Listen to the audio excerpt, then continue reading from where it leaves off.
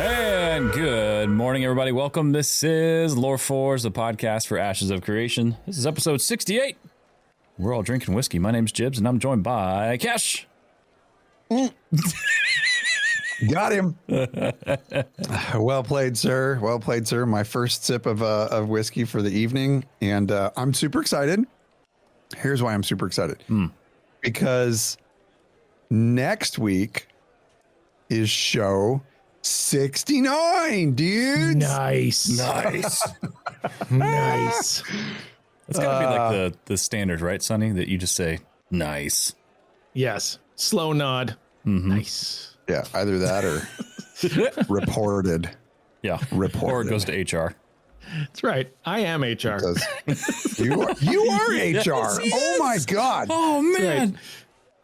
Yeah. Yeah, nice like pull. if you work in HR, this is nothing against you at all. Oh, it's about to be against you. But yeah, just wait for it. Guaranteed. Wait for it. But is it not pretty commonplace for every worker in America to, I don't want to say fear, but dislike HR? Is that a I think thing? that's fair. I'm going to say no on this one. I think it is especially prevalent in public service, though. Like, Boom. for a person who's worked in public service their entire life, I can 100% see why you feel this way. Yes, But I do. in corporate America, it's not always like that. And the funny part is that I have zero instances of having issues with HR. It's just the stories that come out of human resources that other people experience. That's kind of like my non-aggressive way of saying that I'm a really good worker. There. It's also exacerbated by the union situation that fire departments have. It can be. I can see Because the HR typically is on the same side as the city and the union is on the same side as the firefighter. So you're almost always on the other side. Anyway, that's an aside. Oh. Yeah, there you go. Hi, I'm Sonny. Welcome to the show, Sonny's Sonny. here. Thanks for having me. First time caller. First time caller. I wanted to say, while I drink my apple cider with spiced rum in it, very excited about this. Kel is out getting eggnog as we speak. Ooh, is it Evan Williams? Tis the season.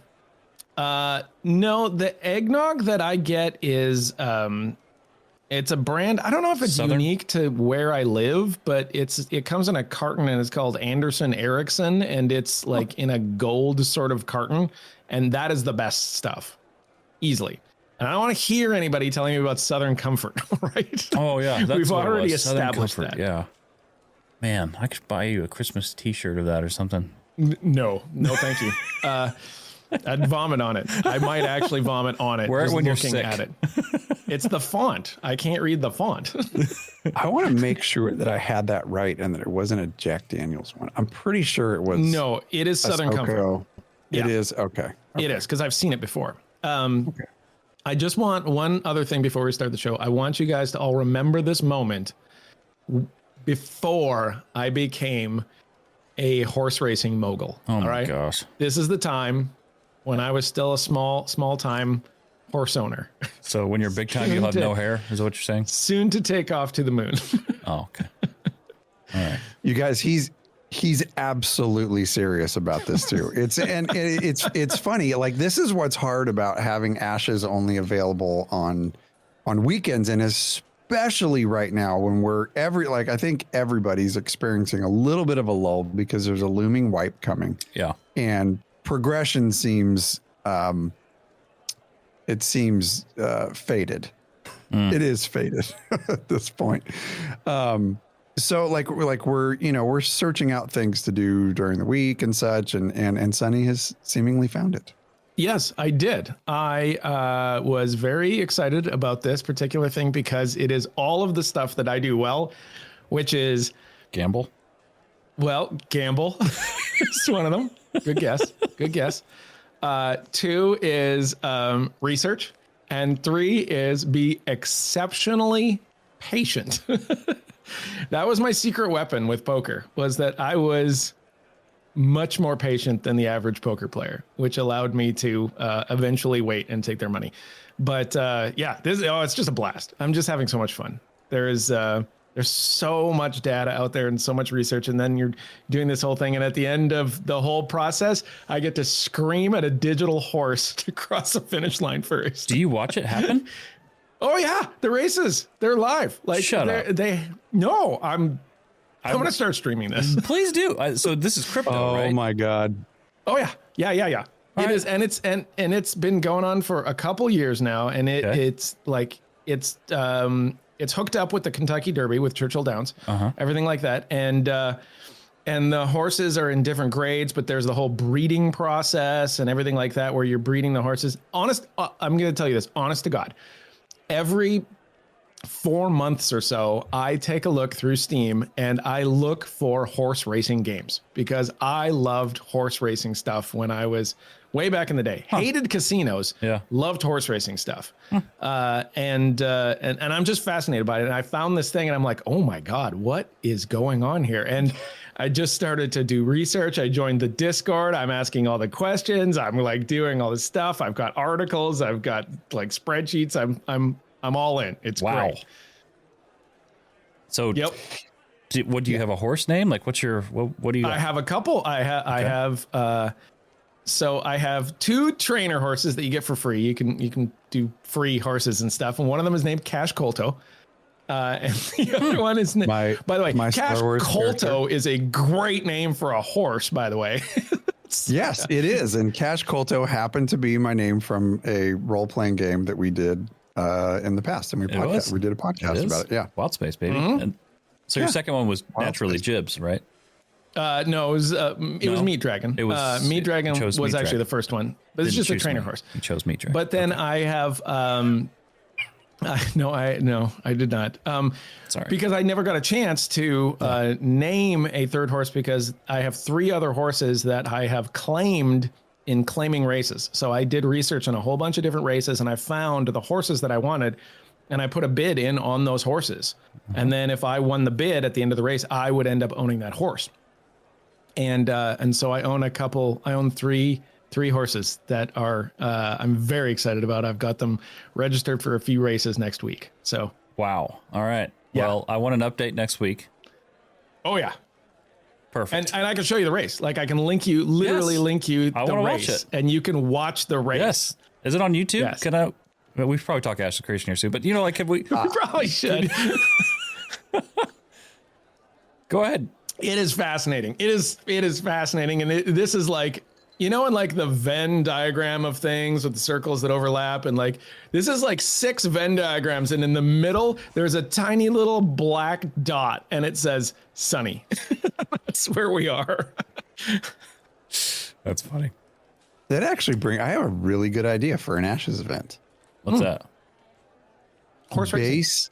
Base mount horse racing from one location to another. Fabulous idea. That's genius. And you know what we're going to do? You know what we're going to do with it? Sunny Sportsbook. We're going to open the Sportsbook. Yes. Bring it back, baby. Yep. Oh, everybody has to buy into. Yeah, get ready to have to buy into crypto to be part of this event. It's called in-game gold. We're opening up the sportsbook for the guild. I will set the lines on all the horses. It's gonna be great. Sunny Sportsbook is fantastic. You did that in SWTOR. You did it in what else did you do it in? You did it in New World. A couple games. Yeah, I did it in New World. Yeah. Man. It was the best in SWTOR, because SWTOR was the game that we probably, we were in it the longest. We were the most established in there. We had, a really good following. It will pale in comparison to what happens with AshesOfCreation, in my opinion. Oh yeah. Ashes is already a more cohesive community than we've ever really built before. Maybe not you guys with Lore Seekers, but like stuff that I've been in, and it's going to be a lot of fun. So when we are able to get Sunny Sportsbook up and running, it's going to be a ton of fun for people. I love it. Heck yeah. Yeah. Well, gentlemen, we have a show to do, believe it or not. So for everyone who's tuning in, this is, again, episode 68. And this week on the show, well, phase 1 is on its way out. Dun, dun, dun. So we're going to do something fun. And I'll be honest, we decided to do this about 10 minutes before the show. We're like, hey, we should pivot and do this thing. And Cash was on board, and Sonny was the idea guy, and I just pushed copy and paste. So here we are. So, yeah, we don't usually like scrap show notes right before a show. No. And we are very prepared when it comes to these things. But this is just one of those ones where like just the end of phase one is coming, and it just is kind of sitting on us, you know? Yeah, like you look around Twitch right now. There's just none of the big streamers, the friends of ours are on right now typically. Like usually on a Friday, they are go, right? Yeah. They're not there today. When I went to raid somebody after the stream, I'm looking around. I'm like, I don't know any of these people. Yeah. You know, just a bunch of rando people with like 3 people watching them. I'm like, what on earth is going on here? So it is real. Like this whole end of phase one thing has just really compressed the environment. Well, on top of that, you had Path of Exile 2 come out in early access, which people have been just waiting, like with bated breath for that. I think they had over 1 million views on last weekend alone. So, I mean, just insane. Huge, you know? huge game. Yeah. Yep. Yeah. Bunko Town saying Path of Exile. Lots going on. And Wow Fresh. Yep. Can't believe you guys are playing WoW again. Wow Fresh. Wow, fresh. I gotta have. It's been a lot of fun. I'm not You're gonna like lie. heroin addicts. No, here's the thing. Yeah. Like, here's the thing. Like, and this goes for anything, any game that we do a show on, whatever it is. I have to have an off game from that game because it's healthy. I gotta have it, and I prefer to be in an MMO genre, and it just happened to come out. So I don't know. Well, I think quickly. I think the thing about Wow Fresh is Can you Wow explain to Fresh me what WoW Fresh is? I'm sorry, before you start this. It's basically a World of Warcraft classic server. It's just a fresh. They're fresh servers. They're brand new classic servers. So just launched. I've never been a WoW classic guy. I've always been like, ugh, can't do it. And I'm actually quite pleasantly surprised at because I dove in. I just started playing. So I mean, in between Lotro and this classic, I'm having a really pretty decent time playing.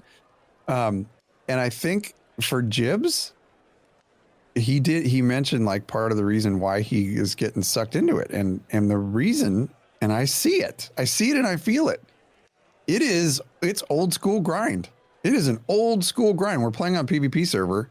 So, you know, there's a chance that we get freaking stomped all the time as we're leveling. And I think I'm just craving that kind of gameplay. And it's been quite refreshing to have to grind through all of the old stuff and feel how that game was back when we loved MMOs. So, yeah, it's been kind of fun. Well, I mean, whatever works, right? Like, it surprises me, JB, though, that you would like to play an MMO as an off game. Doesn't that feel like you're, I don't know, like you're trying to do the same thing in just another environment? And like, I don't understand how you get the break that you're looking for with that.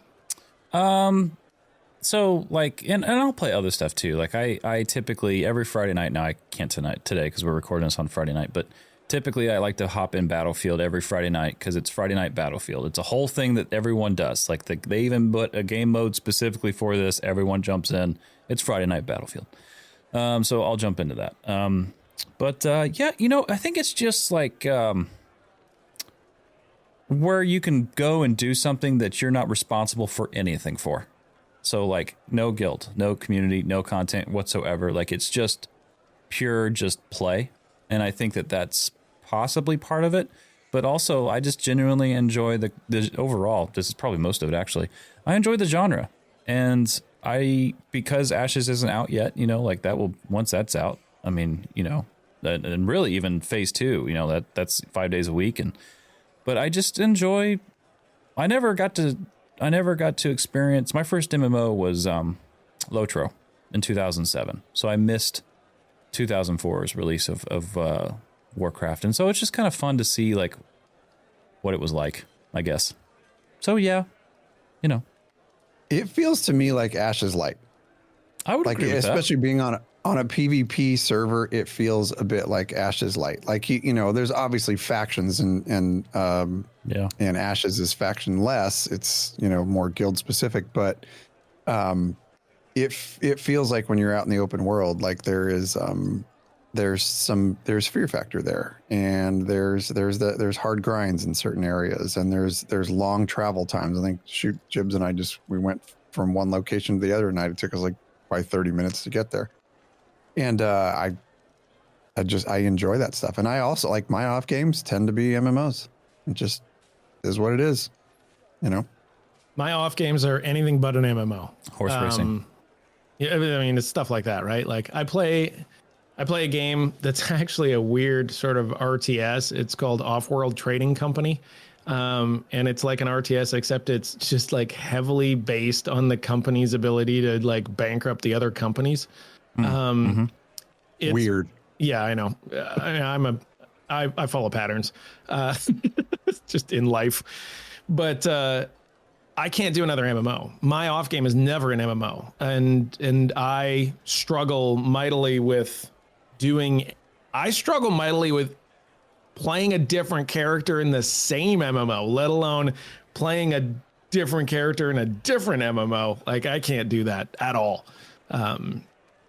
Yeah, I think for me, it's because it offers good perspective when on the microphone. That's one other thing, too, why I like always trying other MMOs, because then it gives good content and good discussion. And that's always kind of been a thing ever since SWOTOR, you know, back in the day when we all started podcasting in 2012 or 11, you know, like ever since then, playing other games while you're playing another game, it's great perspective. I think that's a big reason why we're here. Oh, yeah. You know, why we're in this space in the first place, because we've played so many damn MMOs and we see the potential of what, you know, Ashes is delivering and what it's already delivering. Oh, yeah. The fun factor it's already delivering is a huge reason that we're here. And to be able to bring those experiences from other, you know, a vast amount of other MMOs into this, even ones that we've played for a couple of months. I'm like, yeah, this is not hitting for me. Mm-hmm. You know, you're able to bring that perspective in and go, yeah, I remember that feature from that game. And thank God it's in Ashes. Yeah, awesome. It's not like I don't like to play MMOs, right? Like I've played all the MMOs, right? It's just the way that I play them is just slightly different than you guys or than other people. You know, that's the beauty of MMOs, is that you don't have this linear experience, that it is a very wide landscape, hopefully, you know, unless it's a real like by the nose sort of type of, you know, on rails MMO. And that is not what we are looking for. And so when we play an MMO, you have a lot of options on how to play it. So the experience can be different for everybody. But yeah, we've all played MMOs for like just like a week or 3 weeks or a month or something. You're like, yeah, you know, this one's just not right. And back in the day, we had a lot of options, and now we just simply do not have a lot of options. We are down to the last few players in the game, and this one is really the last big swing at bat. And I think that the whole genre. I mean, I don't know if this is like putting a lot of pressure on this game, but I really do think that the genre of MMOs sort of depends on how this game does. Yeah. I don't think I'm out of line saying that. I think you're spot on with that. You have the right MMO, it's in development. You have the quote unquote Starfield MMO in development. You've got, I feel like there's one more heavy hitter. Oh, ZeniMax. Lord of the Rings. Lord of the Rings. Thank you. Something. Yep. Lord of the Rings.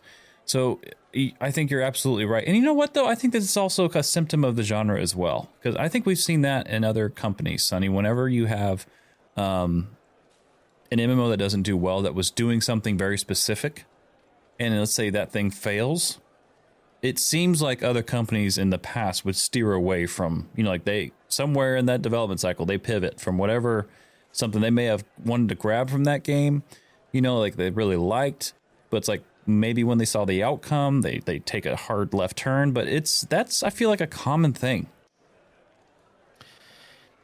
Yeah, I think that I was trying to explain this to somebody the other day, sort of like the rise and fall of the MMOs after Warcraft. I think it was like my captain at the fire station. Maybe it was somebody else, but either way, it was like you have to explain that prior to literally the game that you're playing right now with fresh server Warcraft, prior to that, the genre itself was only capable of 200,000-300,000 people for a game. That would be considered a wild success in that genre. And then fresh Warcraft comes out and it just obliterates everything. And you really have to think about this. Like, we don't even consider this anymore. But what if Warcraft were to like come out with another MMO? What if Warcraft is like, oh, by the way, we at Blizzard are very good at keeping secrets, and in 2 years we're going to launch World of Warcraft 2. And I think that would be something that would maybe wake the genre up. Like, Warcraft has been going on for 20 years.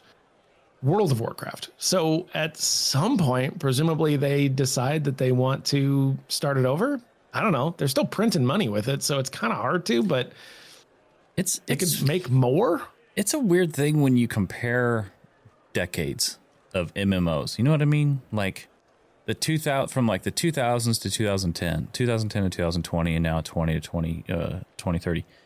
2010, I really feel like that area from, I would say it started to like whisper around like 2007 to like that time after Warcraft launched from 2007 to 2010. And then everybody was making MMOs, you know, like going from that, what we saw then, which was crazy. It was crazy how many MMOs were being built and how many were being put out. And then you fast forward, you know, now 14 years later, and it's just, I mean, it's holding its own, you know, and the genre is moving, but it seems to be very subtly moving, you know, and with Ashes of Creation, I really do think there's a lot of people paying attention to this game. They may not say it publicly, but I think companies are. That was actually a point I was going to make. I absolutely think that a lot of companies are doing that. And that lull in MMO development, I think it makes a lot of sense, because you look at the time when MMOs were in their heyday, and it was after everybody saw the success of World of Warcraft and saw what the genre was capable of doing. Mm-hmm. And then a bunch of companies tried it. And, you know, 7 to 8 years later, a bunch of MMOs started coming out, just started clicking off, like right around the WildStar days, stuff started clicking off. And then these development companies started realizing, number one, super long development cycle, and number two, really difficult to keep a player base if you screw some things up. So that's tons of money on a chance that what they were building was going to hold a candle to a game like Warcraft, right? And then that lull happened. And now finally,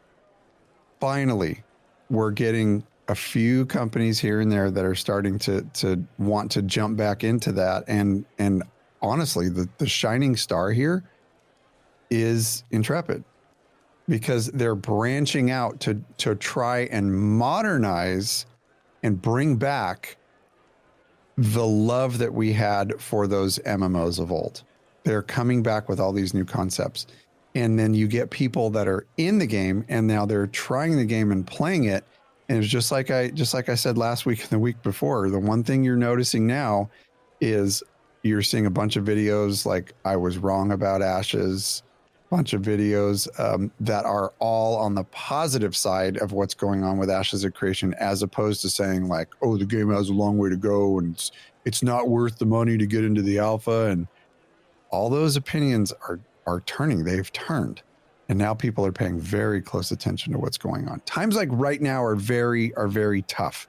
And I'm sure that the reasons for them wanting to do the stress test over this weekend, like you know, how they put everybody into the PvP server and gave everybody a boost. And that has to be in part because before the wipe, like people do stop playing. Like they just, there's no more progression, and all you're really doing is just running around causing havoc, or maybe you're trying the artisan systems and stuff. But there's really, once that grind was gone, people started to kind of fall off because they knew that there's a looming wipe coming. So right now it's kind of a slow time, I assume that next week it's gonna kick up big time again.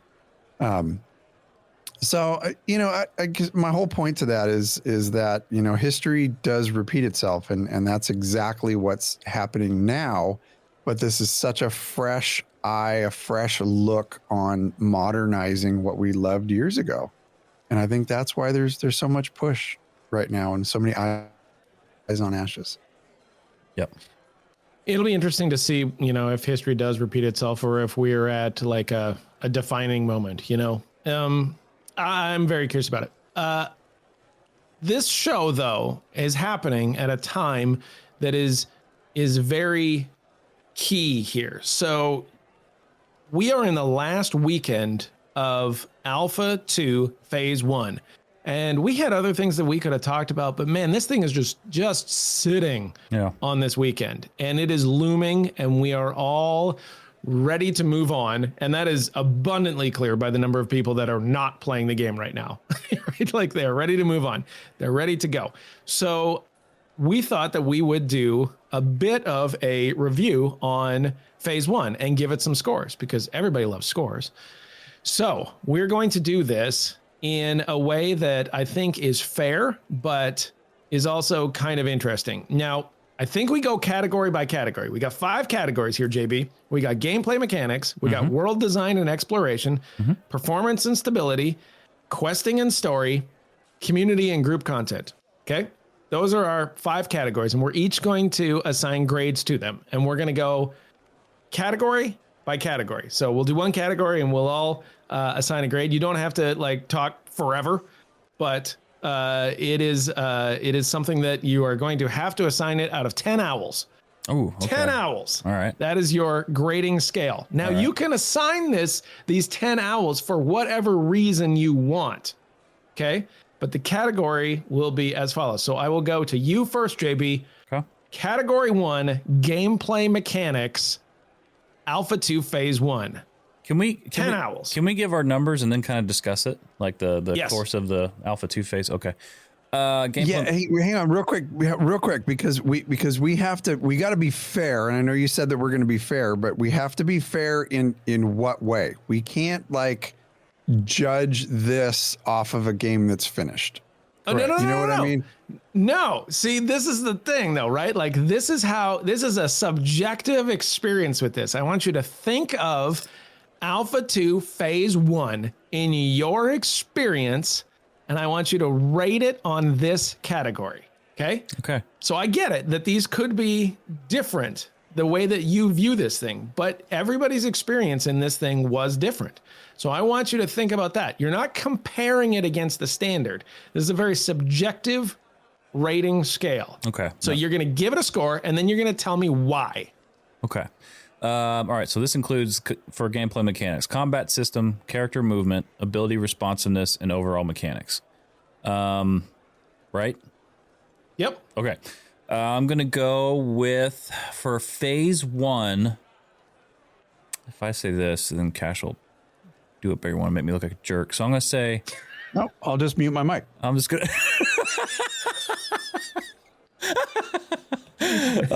okay. He's gone. Look at him. He's gone. He's not here. I can say whatever I want. Gosh. Oh, man. Maybe my hair will grow back finally. All right. Gameplay mechanics, Phase 1. I'm going with a 7.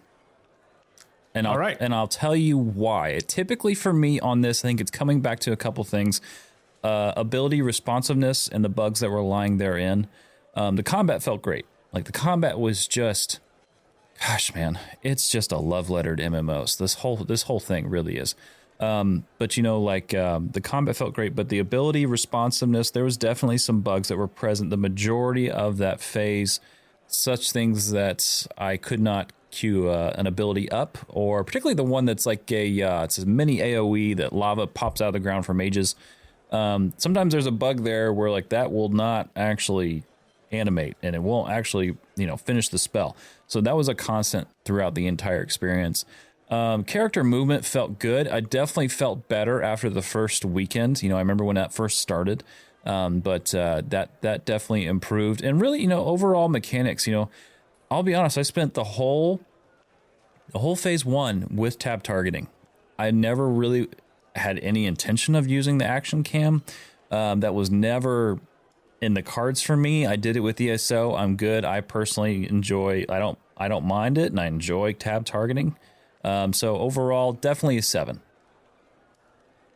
All right, Cash, what do you got? Okay, so yeah, I'll give it the score first, and then I'll kind of go through these a bit. I'm basing this more off of like my expectations of it.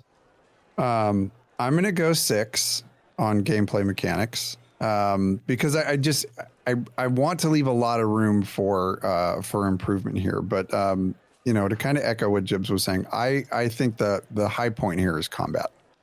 It's such an important part in MMOs, and it is such a pinnacle part of people's experience and why or why not they come back or not. Combat is just such an integral part of these games that we play. And I think the combat in this game is so much fun. So much fun. The fluidity of movement is really good. Your combat feels impactful, especially as a ranger. Like, man, I'm just, flinging sticks of death from behind, and they feel the skills feel impactful when it hits something, and you hear, and it coincides with the sound design. I think the sound design is so far very, very, very good. When I'm all the way in the back line flinging arrows, and I can hear the tank up front fighting a crystal golem, and you can hear the impacts of his sword against something that sounds like he's hitting freaking rock or crystal, like that to me is so freaking amazing to hear that.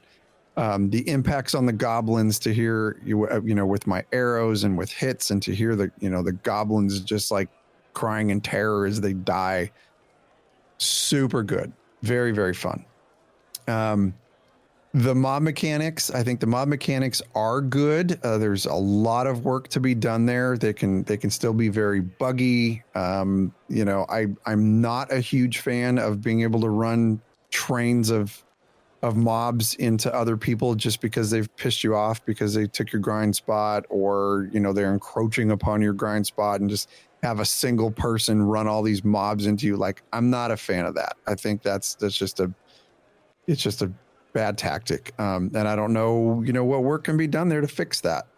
I think there's a lot of key features that we haven't seen to full effect yet. One of which is a major gameplay loop of mine, and that's hunting.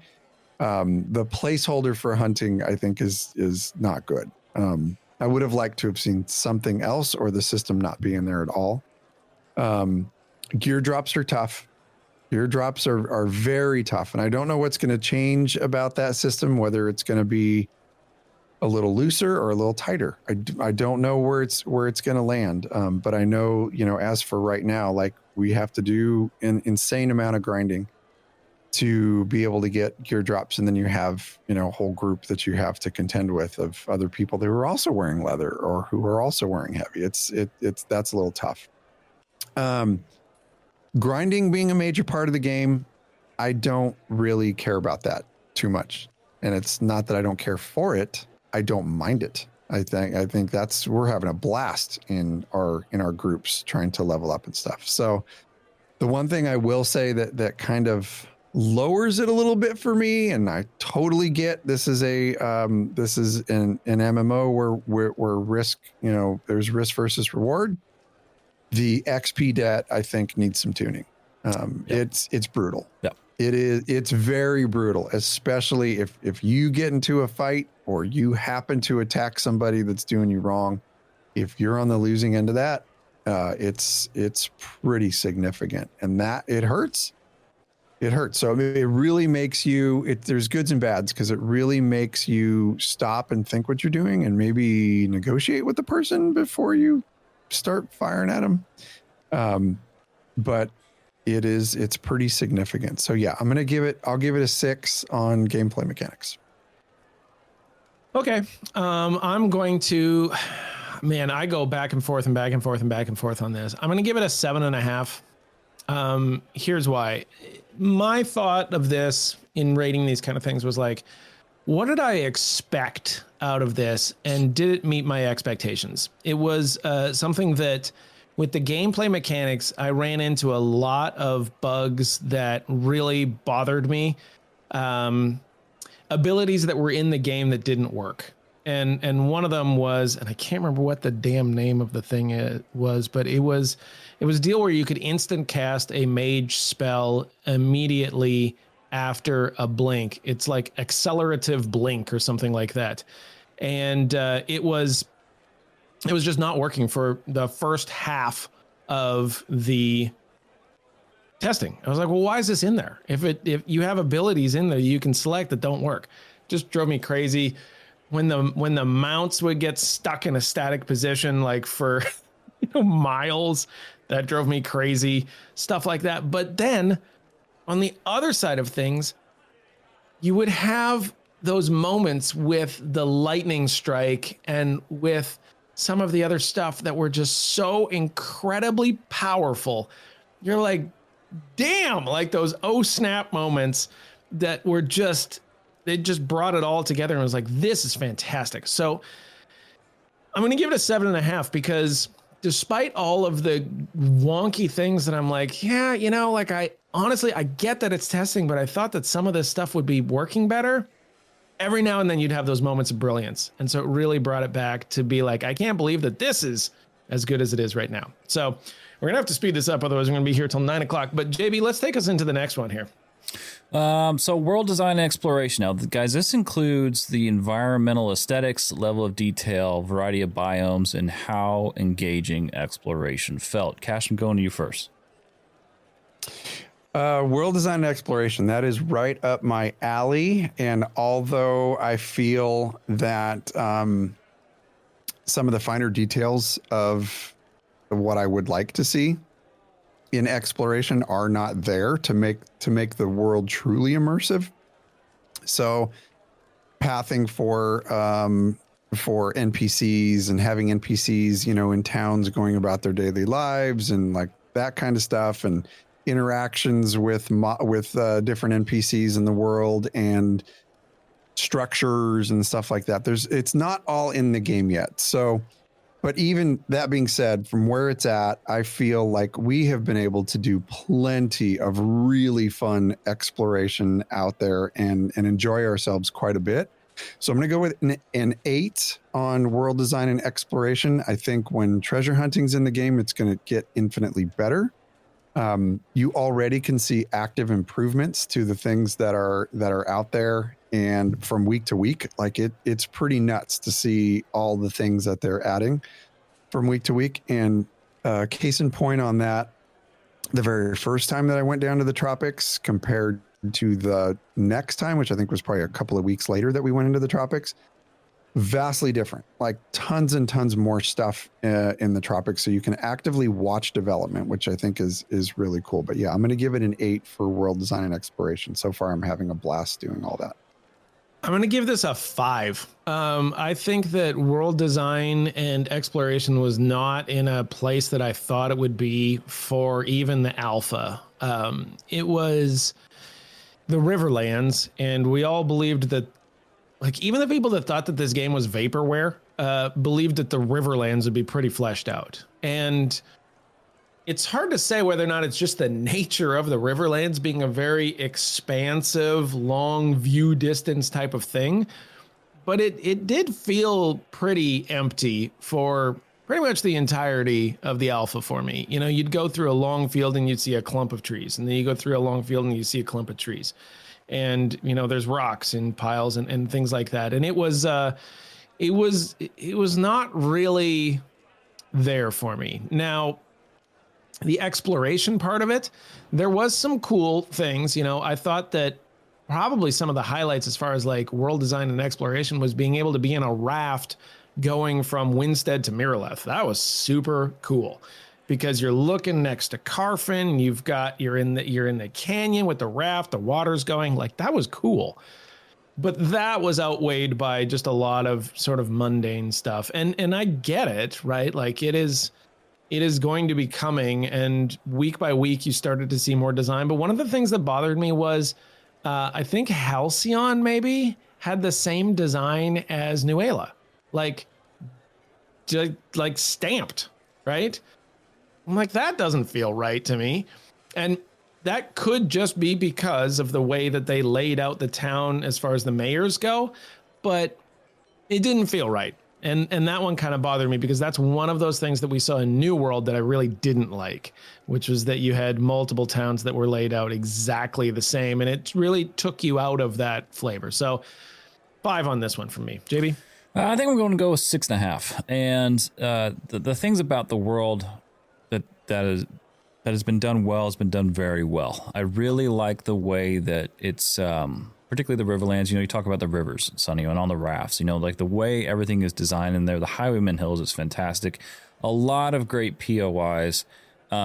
It's and then like the world itself. I know Flaris is in chat here. He and I both spent time mountain climbing. Like we just went around Vera and just had fun with what they had made, and it was a blast.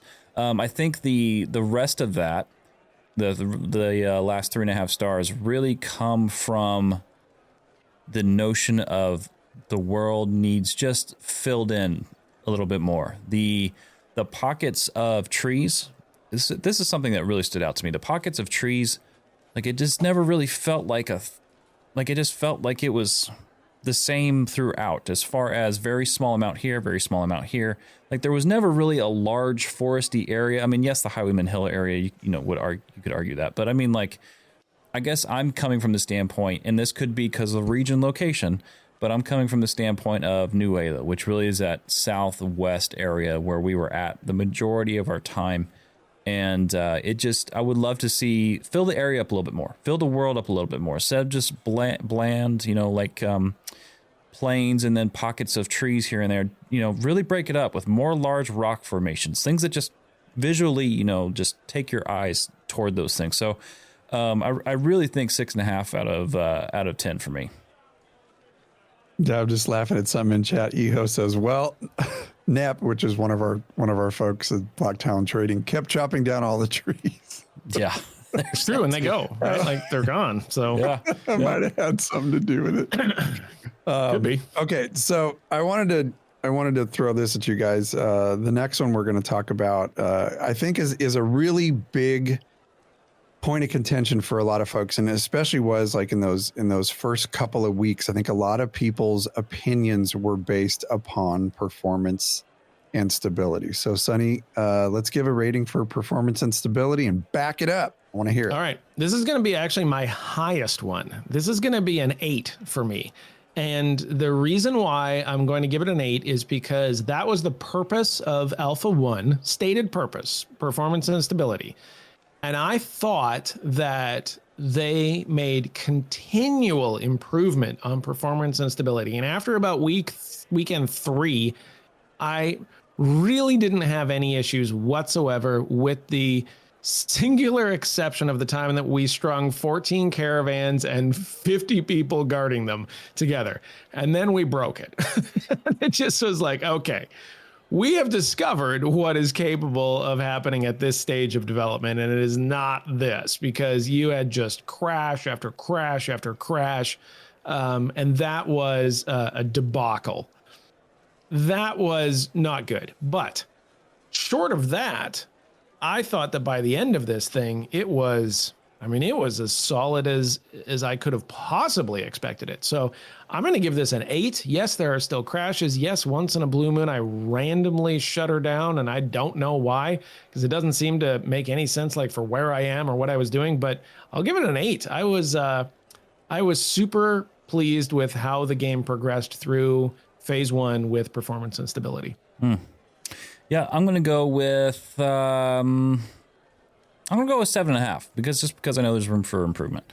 The first weekend was the roughest, right? And we knew that. And the great thing about that first weekend, I'll never forget, is they doubled the FPS on that weekend, and we went from 45 all the way up to 100. Now, granted, the following weekend, I noticed that dipped back down, but we saw progression. We saw server stability. That's the part that has impressed me the most with Intrepid, is truthfully, in my opinion, is the stability of things that seems to be continuously improving. And even, Cash, you mentioned it earlier, they made this the temporary server, which I believe is closing soon if it hasn't closed already. But everyone's max give you 200 gold and, you know, just they want you to get in there, just try to break it kind of thing. They've really impressed me on their stability overall. Like I really, and as far as frame rate overall, you know, turning on frame generation was fun. I did feel like it smoothed it out a little bit. And as far as lag or crashes, you know, it didn't happen for me very often. I probably can count on, over the course of phase 1, probably one hand, honestly, how many times I actually crashed. I can recall probably 3. But outside of that, not very many more. So yeah, 7.5 for me. 8 for me. This is a high point, and I got a reason for that. Aside from the fact that you can significantly watch the progress from week to week with the server stability, and I didn't like dive into the forums or anything to truly find out how much they've integrated that innovative server technology that everybody was like super excited about. It seemed like right off the bat, it was like, okay, they have this innovative server tech and it's not working right now very well, especially in Lionhold. Like once you leave Lionhold, things would significantly get better for everybody. And I think that's part of the reason why they want to push everybody out. And it makes sense, right? Frequency of crashes are going to go up when there's a ton of people in an area, and as evidenced by what Sonny was talking about when we strung 14 caravans together, and that was a super fun yet very dismal experience for us because we had so many crashes, so many people CTDing with all that stuff that was going on there. But it's expected. The caravan system needs work in that respect. But then again, like this is an alpha test and we were trying to run 14 at the same time. So it was very understandable why there were multiple crashes going on. The reason why this gets an 8 is because you could actively see the improvements that were being made, like Jibs was talking about with the FPS increase. It was amazing, the fluidity of the combat when you were in a lot of areas. Granted, some things were still buggy, but still the performance was actually really good in a lot of areas of the server, whether or not there were a lot of people there or not, minus the caravan issue. But the reason that it gets an 8 for me is because it goes to show that when we know that server stability is their focus, when Intrepid is focused on fixing something and testing something, they make insanely solid progress while they are doing it and while they are focused on that one thing. So it gets a pretty high mark for me. All right, we're going to go into questing and story. I mean, I don't think I have to explain to you what questing and story is, but I'm just going to go ahead and start with Cash right away on this one. Cash, what did you give Intrepid for questing and story Alpha 2 Phase 1? I know this was not the focus. I absolutely understand this was not the focus of this phase, and it's going to take a lot of time for these things to be brought into the game. I think, I forget the actual number, but Elder Scrolls Online had something like 3 or 4 novels worth of content in their story that they added to the game. And of course, this is over years and years of development, so it's unfair to gauge Ashes off of this right now.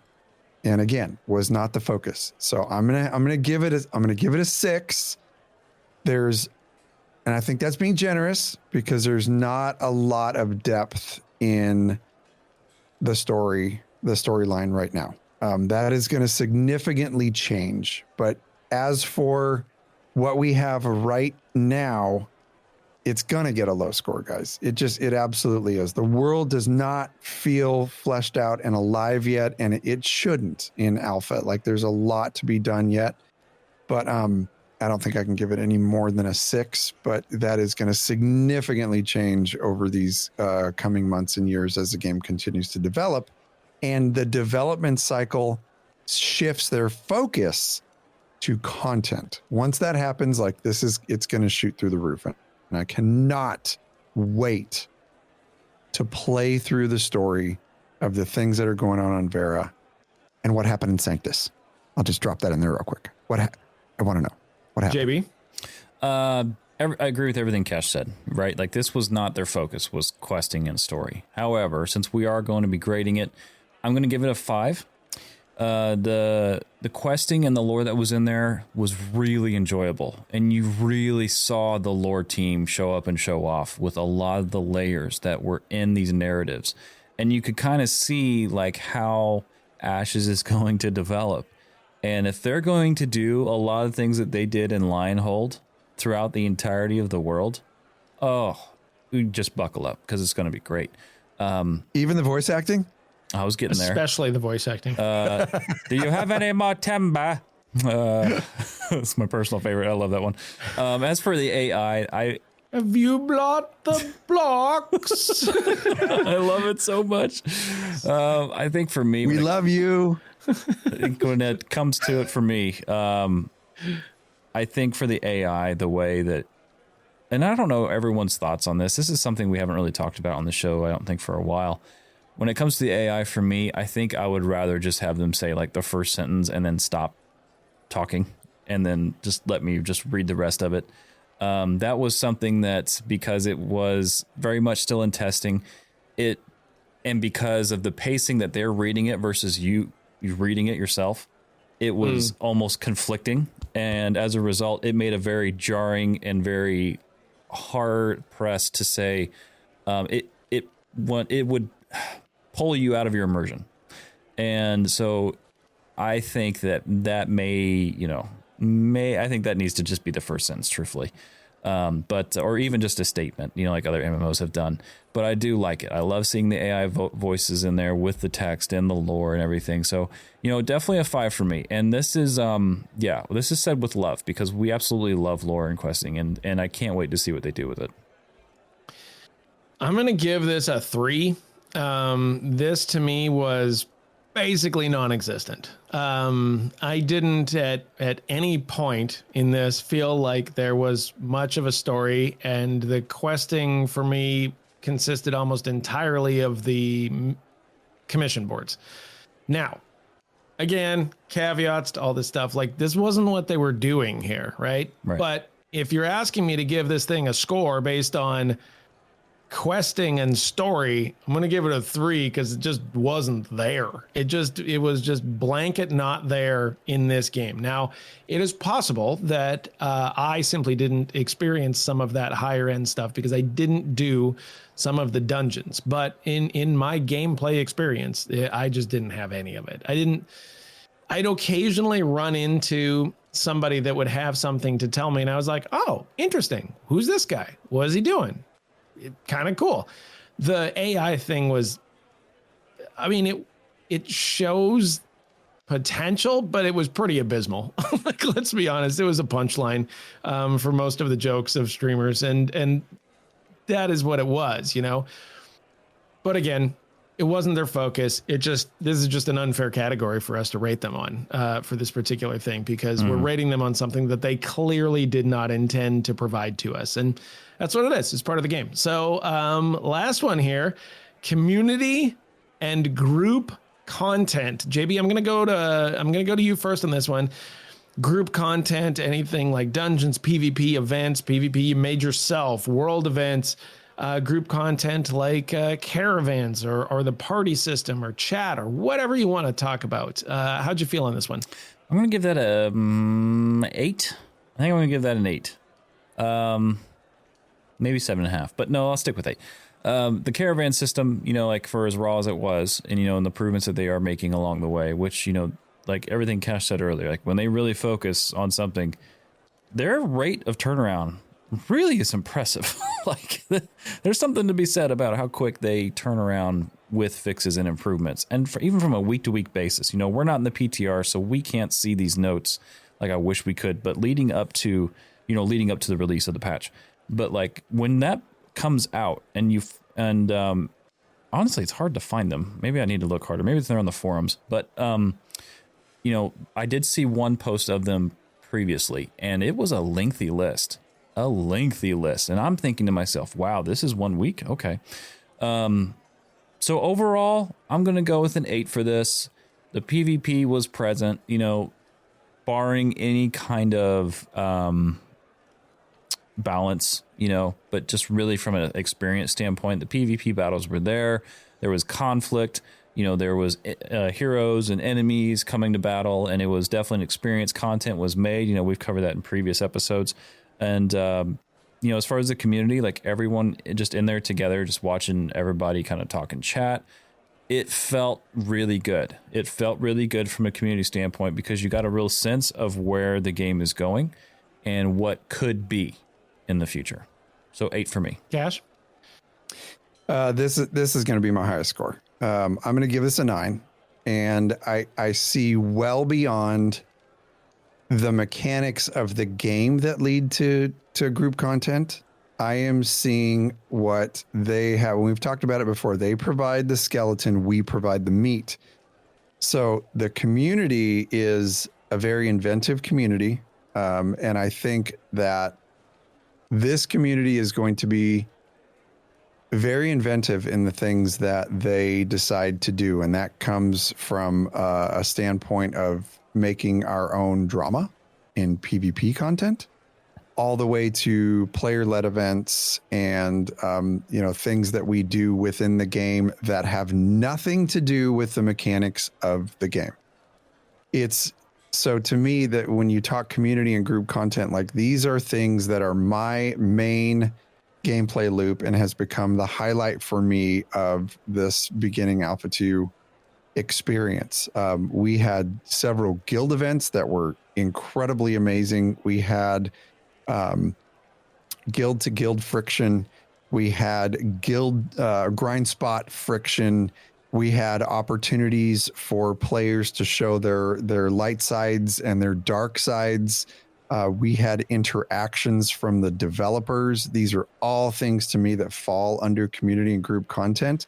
This is the reason that I logged in every single weekend. And it's not just the amazing folks that we have in our guild. This is the fun that was brought by all kinds of other people in other guilds across the server. And I had such good experiences in things as simple as helping someone with a mob that was going to go down, me getting ready to go down and having others help me, waving to people that we knew, or just waving to strangers as we went by on the roads. Like there were so many of those small little interactions that led into my immersion of the game that community and group content ended up being a major part of me logging back in every single day and like fiending to get on to play. So very high marks. I give it a 9. We actually got an application today that I read, and it just kind of warmed my heart. And it was about this guy who was with another guild or with another party, and he died. And we were around, and we were standing by his ashes and didn't loot them. And the guy came up, and we sort of gave him a heal and wished him well, and off he goes. And he's kind of standing there going like, huh, what the hell just happened? I don't think my guild would have done that. And then he applied for our guild. He was like, that was just kind of a super cool experience. And I'm like, yeah, those kind of things already exist in this game. And so I'm going to give this an 8, which is a pretty high grade for me on this one. It's not as high as the grade I gave for performance and stability, but like the fact that these kind of things and all of the stuff, I don't need to repeat it, but like all of the things that were said, you know, that friction, those alliances, those moments, the things that created the huge stories of the EPH stuff, like that all happened from community and group content. Really, the only thing that's holding this back at this point is tools. Like the guild tool system is just non-existent. Once you get some of that stuff, you know, once you get some of the ability for the guilds to like really, you know, communicate better in game, and you build an economy a little bit, the economy actually hurt this category because you couldn't do anything. You couldn't sell anything other than to a vendor. And so it really put a freezer on a lot of that. But once you get those tools and those kind of mechanics going, this thing is going to take off, because it was already happening without those, which surprised me. So I'll give that an 8. Okay, so here we go. Now, the whole thing, in whatever capacity your brain wants to order this stuff, I want you to give an overall score. Your overall score is based on Phase 1 Alpha 2 in its entirety. You're going to have to give a score. So I'm going to go ahead and start with Cash on this one. Cash, give me a score on this thing out of 10 owls. I am basing this off of what my expectations were.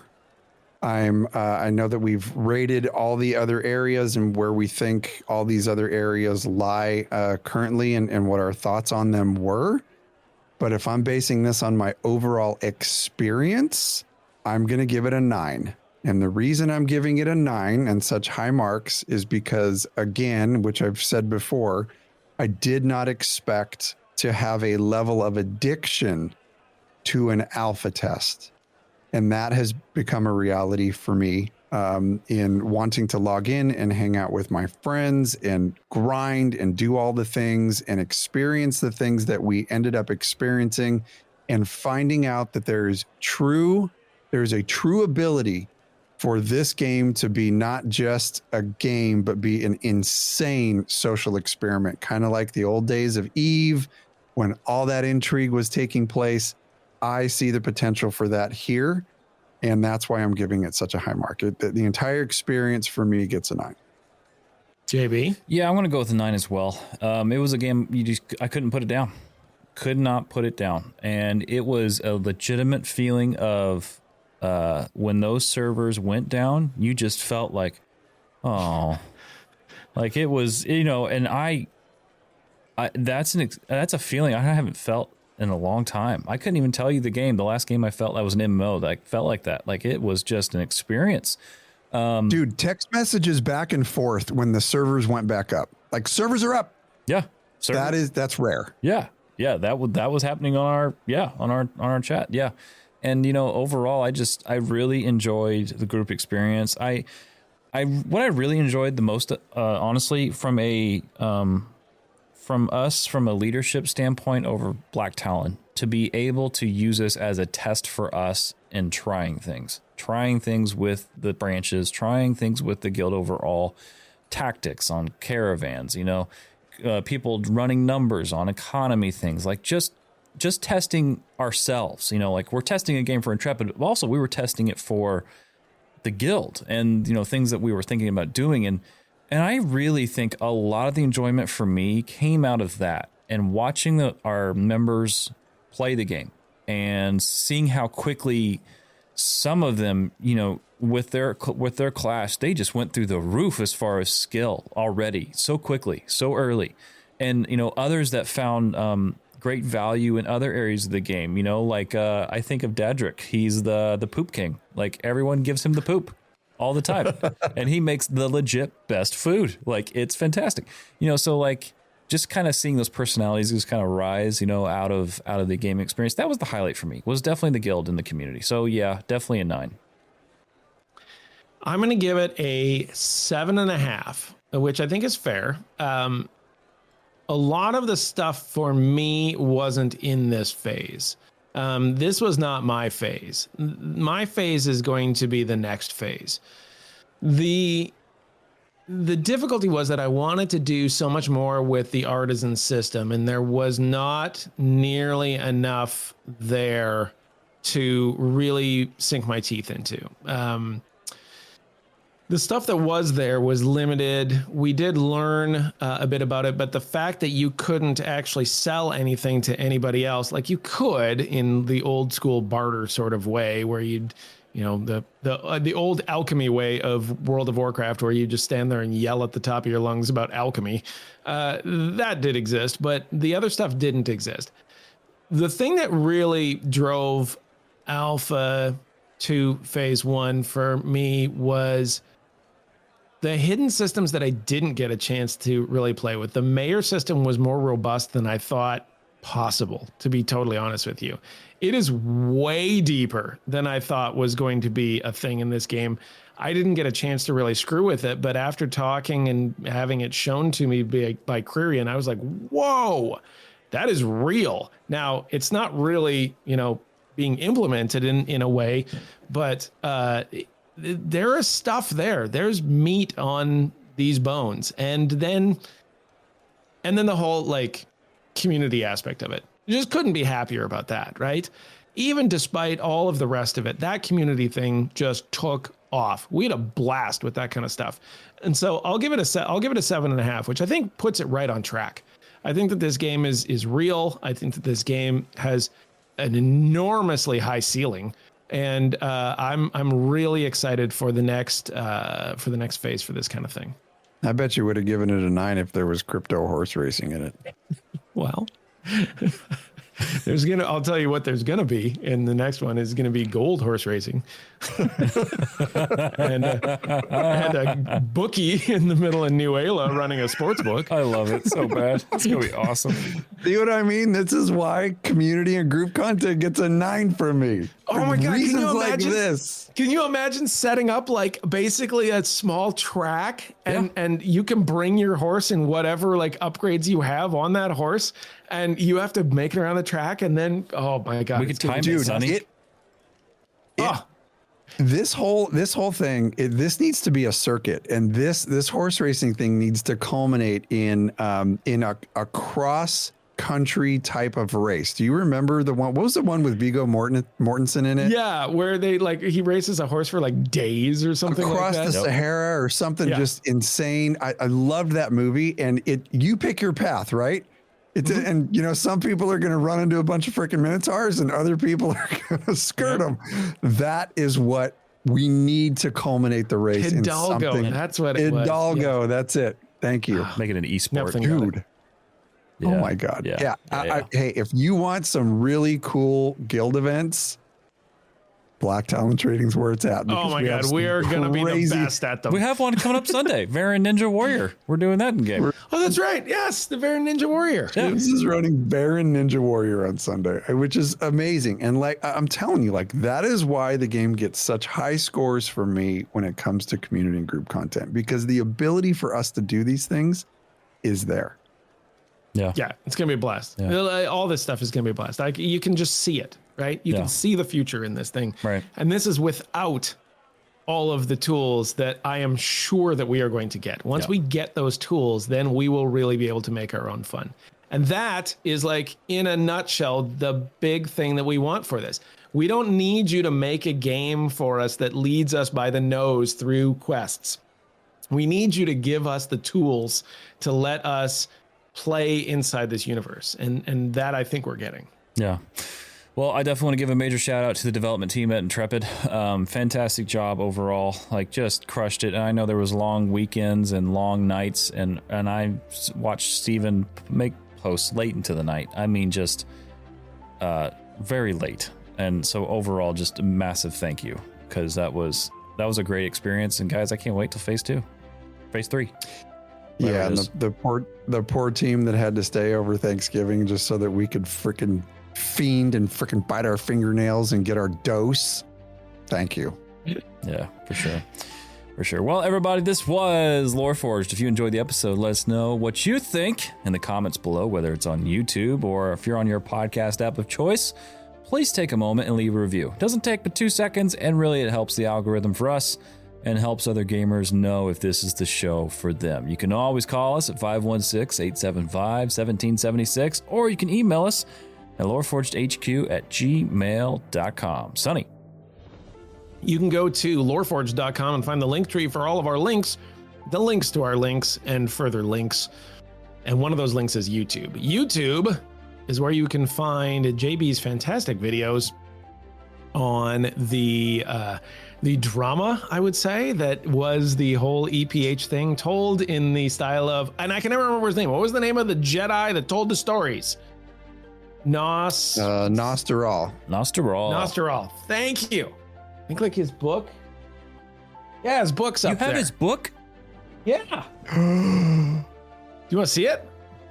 After show. Yes. Cash, you do the thing. I'm gonna get the Nostral book because it is like a dead ringer for JB's videos. I love it so much. Are we ready for mine already? Okay, we're going. So friends, if you visit our YouTube channel, look at Sonny. Look at his pajamas. What is that, Monopoly?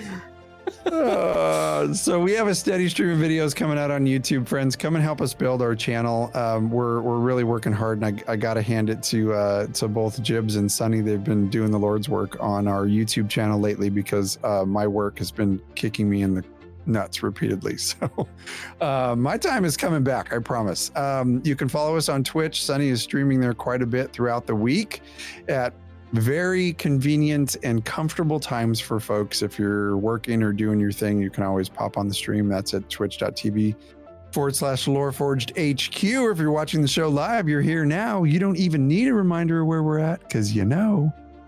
Don't forget our Patreon. We have some really cool stuff going on the Patreon. We have a couple of different tiers and some fantastic supporters. We appreciate you guys.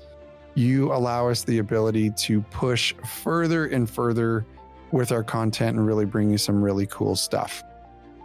You can follow us on X at LoreForged HQ. You can follow us on Instagram at the same address. And don't forget to follow our Discord community. We have some new members this week. We want to give a very fine welcome and a hail and well met to Moose, Claymore, Red Falcon, Legendary Neurotoxin, Thick Nasty, Adrian, Adirion, Alec, and Terry James. And speaking of YouTube videos, next week, actually, by the time you get this show, we will be releasing the Christmas version of the Varan Chef. And make sure you're hydrated and make sure you eat some pretzels before you try this recipe, because it might cause turmoil in your family and it might just cause you one hell of a buzz. Don't operate heavy machinery with this one. Definitely not. Check this out, what I found. Oh my. Floor plan to the Jedi Temple. I'm going to have to eBay that. I want that so bad. Oh, wow. My God. Okay. I had it. Good. I had it until recently. Like, look at this thing. Yeah, that's going to, I'm going to look that up. Cool. That needs to be in my possession. The reason we're showing this, reason Sonny's going to show this right now is Jibs's rendition of what happened in Jibs's rendition of what happened in Vera on the Vira server is in video format based off of the lore and the tellings, the way that Nostral, this Jedi from Star Wars: The Old Republic, told his stories. And if you have not seen it, there's two volumes of it, and it's pretty masterful. He did a pretty amazing job at telling brilliant, the story. and it's based off of the stories from Nostral. It's so good, and you see it, and if you know like what it was, then it's just a fantastic retelling. I don't have it anymore. I think we got rid of it in the move, but for the longest time in my law office. No, Malgus is still there. He's up top. You just can't see him, but he's sitting up there. But I had a framed copy in my law office, like next to my various diplomas and stuff, and my law license was a copy of the Treaty of Coruscant. Oh, that's awesome. Because it looked like an official document, and I just put it in there, and like people wouldn't even blink. They'd be like, law degree, undergrad degree, law license, Treaty of Coruscant. You know? Is that like the Treaty of Versailles? Were you part of that too? It was great. There's another thing, like I keep finding these things. I don't even know where this came from, but this is another little blueprint, and this is the shield generator defense plan on Corellia. Oh, pardon me, on Bothwai. So like it's just crazy stuff. I opened up the book and this stuff fell out. Star Wars. Everything from horse racing to Star Wars blueprints and all kinds of. We're big nerds. Many more things. I have an entire arm dedicated to Star Wars. Yeah, you have a couple. Attached it to yourself. Yeah. Everybody, thanks for tuning in. We'll see you next week right here on LoreForged. Take care, everybody. Peace, love, and honeybees. Safe travels, adventures.